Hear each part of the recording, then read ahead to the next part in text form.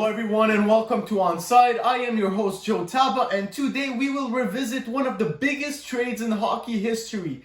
It was June 29, 2016 when the Montreal Canadiens shipped P.K Subban to the Nashville Predators in exchange of Shea Weber. And as a Montrealer, it was a moment of betrayal. I was in shock. I was in awe. I even remembered the Tim Horton cup that I had in my hands at that moment. It was a medium coffee, 2 creams, 2 sugars. And my friends were calling me in tears. We just didn't know how to act. Remember that very same night we went downtown. We went in front of the Bell Center and we just started screaming, "Fire Bergevin, bring back Subban." It was just that moment where emotions were overshadowing any sense of logic.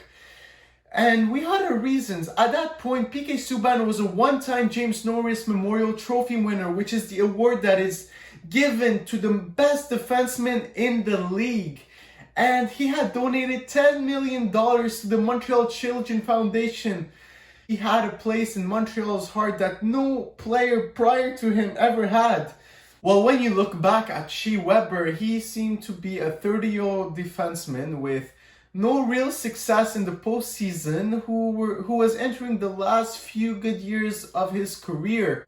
And there were 3 reasons why Montrealers were so devastated by the trade. It's number 1, the last memory we had of P.K Subban was him leaving in an ambulance after getting hurt in a game against Buffalo.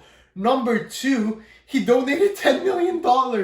And number 3, his non-movement clause was supposed to kick in that very same Friday, which almost guaranteed him a Montreal uniform for life. Right until the 2017-2018 season, the Nashville Predators seemed to be the clear winner of the trade. Why? In 2016-2017, the same year they got traded, Nashville went to the Stanley Cup Finals for the first time in franchise history. And this mostly because of P.K Subban, who did a tremendous job on the backhand, while Montreal got shut down in the very first round against the New York Rangers. So at that point, it was kind of clear Nashville had the upper hand 1 year in. Well, season number 2, Weber was hurt the majority of the season, while P.K Subban got another nomination for the James Norris Trophy, which again, it gives it to the best player in the league. He didn't win, but he was still nominated. So 2 years in, our beliefs were solidified. Montreal got robbed. David Poile and the Nashville Predators made a genius move. Well, this right until the 2018-2019 season, which saw P.K Subban regress to unprecedented levels, while Weber maintained an elite play on both the offensive side of the puck and the defensive side. He was helping nurture the young Montreal Canadiens players, and he had such a solid presence in the locker room, which is something that P.K Subban lacked in the past. Yes, P.K was that electrifying players that we just loved watching, but in the locker room, media and players and coaches were saying otherwise. He was more of a distraction, which is never something that was reproached to Shea Weber. And the most shocking part was at the end of the 2019 season when the Nashville Predators decided to ship P.K Subban to the New Jersey Devils in exchange of a bag of pucks.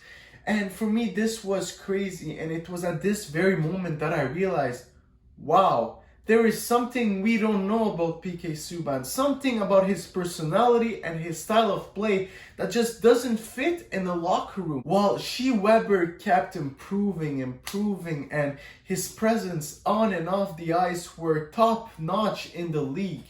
And here came the 2019-2020 seasons, and although P.K Subban wasn't on the Nashville Predators anymore, it was his chance to redeem himself in New Jersey. He had a solid young group, and yes, he was in a city where the spotlight wasn't directed on him, but it was his opportunity. And what happened? He had one of the poorest seasons of his career, while Shea Weber led Montreal to the playoffs and had a solid play all rounds against Pittsburgh Penguins and the Philadelphia Flyers. When you look at P.K Subban in New Jersey, he has no momentum going for him. He has a very poor team assembled around him, and it's not like in Montreal where you can play around with bad players, but the electricity and the crowd, the atmosphere just makes you want to compete at such a high level. He doesn't have that in New Jersey. It's a pretty quiet building and there is not much going on for him.